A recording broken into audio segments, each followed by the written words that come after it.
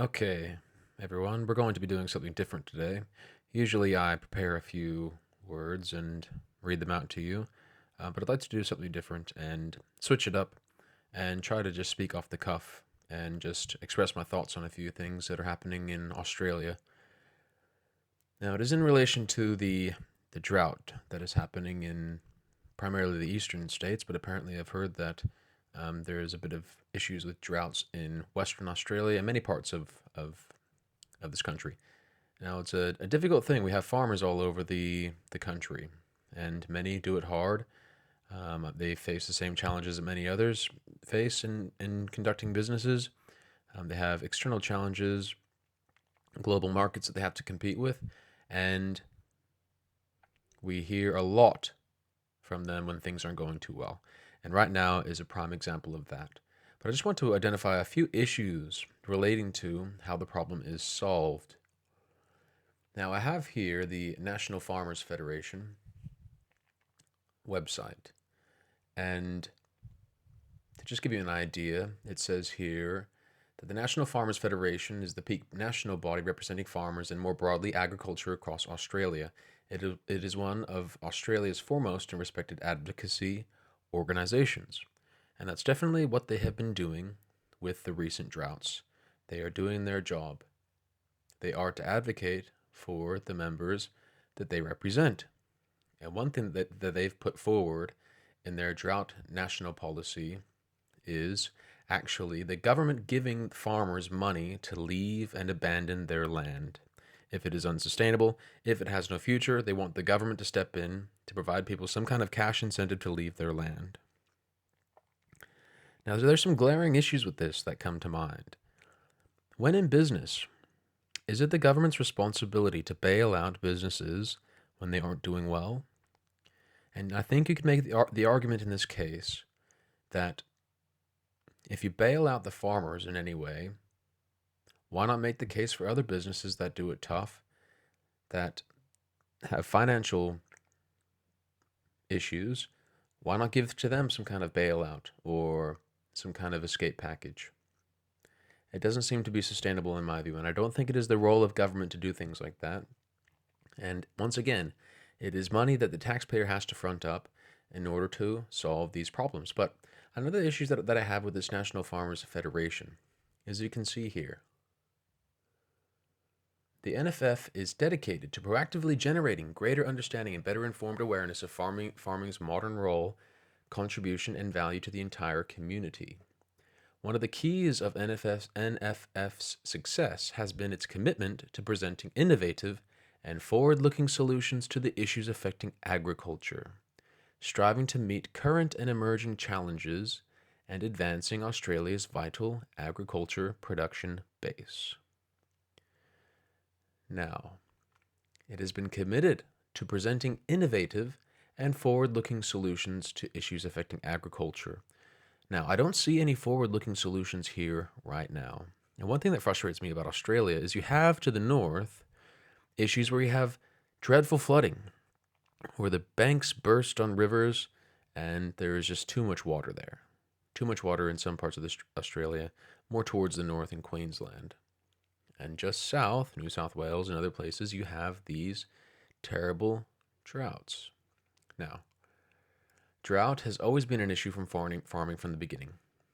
You don't have enough water, you don't get enough rain, and it's obviously an issue. Now, there's a lot of money that goes into this NFF, National Farmers Federation, a lot of funds.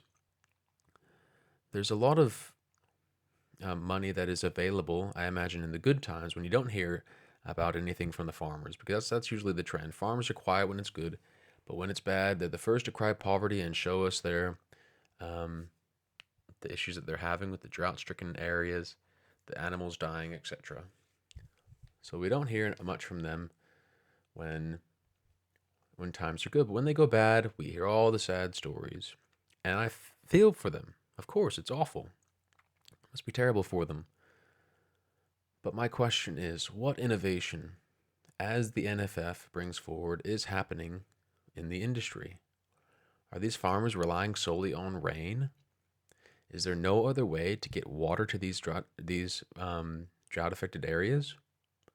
There must be some kind of backup plan or some kind of innovation that would ensure the sustainability of farming in Australia. And it's just not happening. And the very bodies that claim to be those groups supporting innovation, like the NFF, are just not doing it.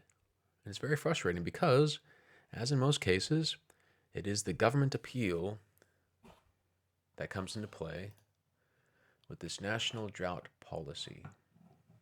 So let's have a look at it here.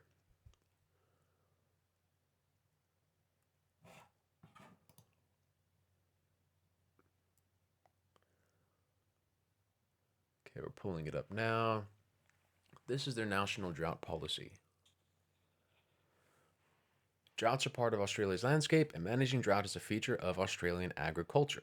Drought is forecast to become more prevalent in the future with climate change, likely to exacerbate drought conditions, of course, the climate change plug, and contribute to increased climate volatility and variability that particularly impacts the farming community. Australian farming businesses and farming communities are adopting increasingly sophisticated and effective strategies to deal with drought and respond to climate change variability. Okay, where is that innovation? That's what we need to see. What is the innovation? All we see are farmers who are going bust. We see dead cattle. We see no crops coming up. We have the Australian farming business and farming communities. What are these sophisticated and effective strategies? Right now, the strategy seems to be government give me money, government give me low interest loans, or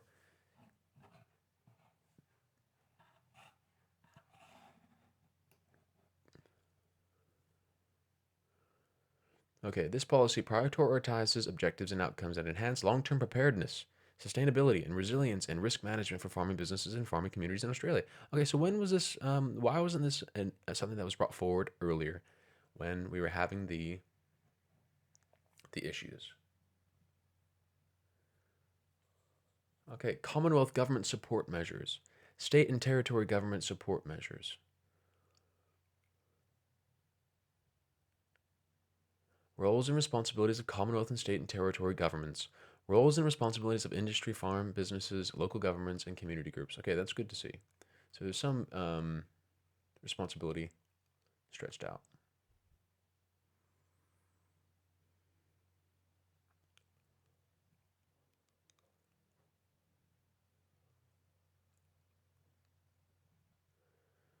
Lots of things here.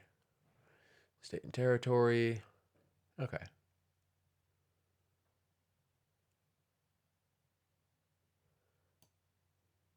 Okay, this is the good stuff. This is what we're looking for.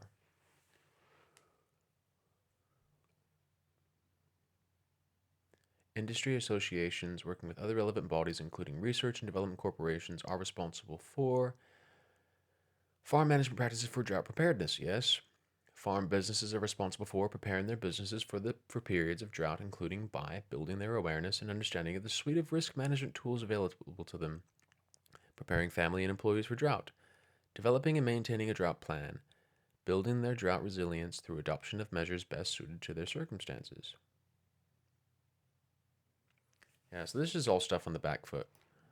Droughts have been happening for a very long time now, and this drought policy has come forward from a bunch of people who are paid by farmers to represent them, and this is all that they have.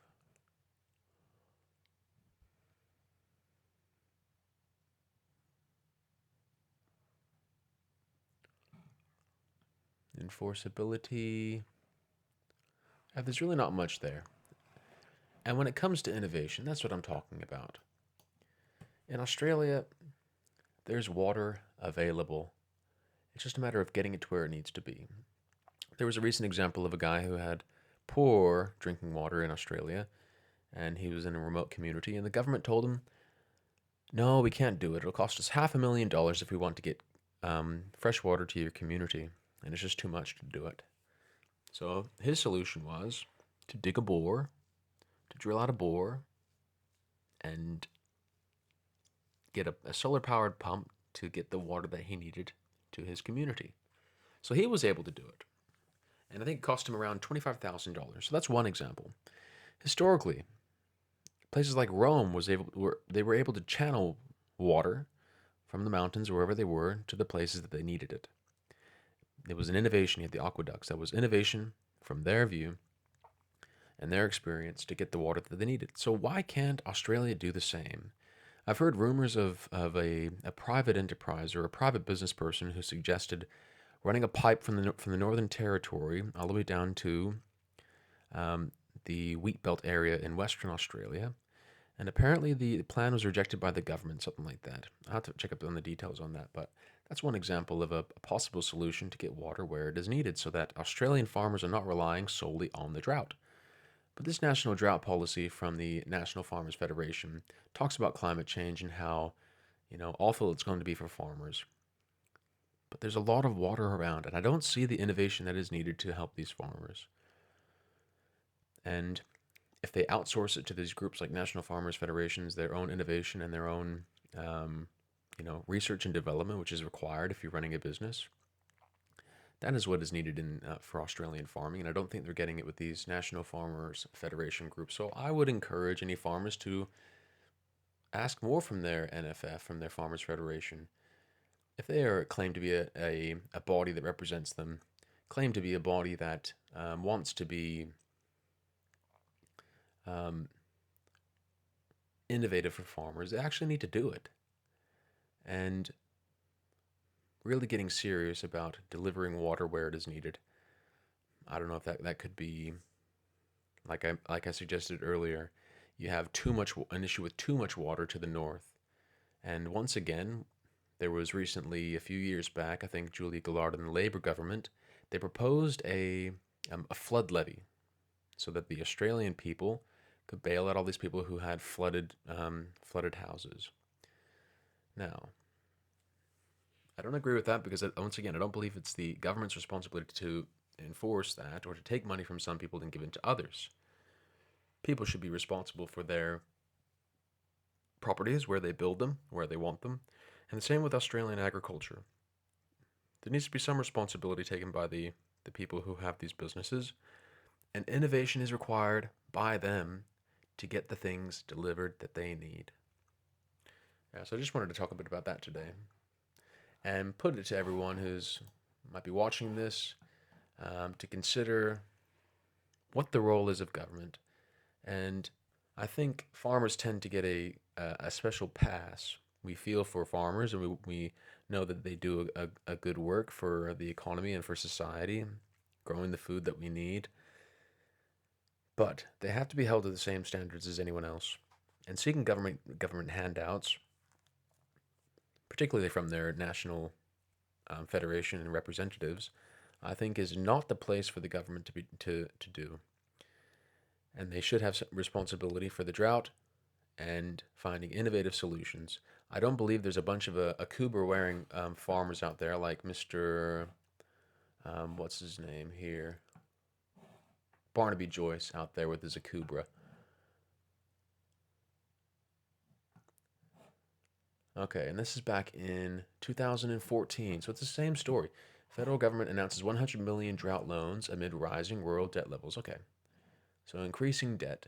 You have Barnaby Joyce out there once again looking concerned for the people here, as they should be. But $100 million in drought recovery concessional loans. This is 5 years ago. What is going on there? More government money. We can't just shut the door and move on. People are living in a state of privation. We know the issues, but this is way back in 2014. This is ongoing issues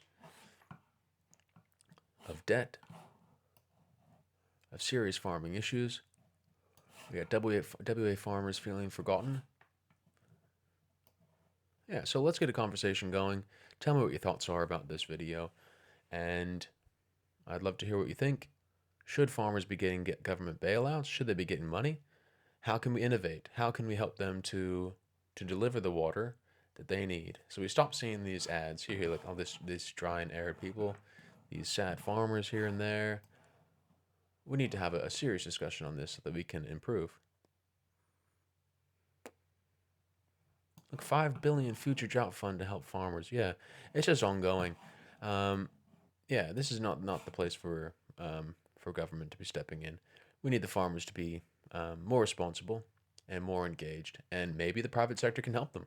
Maybe they can outsource some of the innovation and work together to deliver the water that they need and the resources they need to be productive and sustainable. So, thanks for this video. I hope you enjoyed it better than my usual ones, where I'm just speaking off the cuff and just having a conversation. So, yeah, let me know what you think and talk to you later.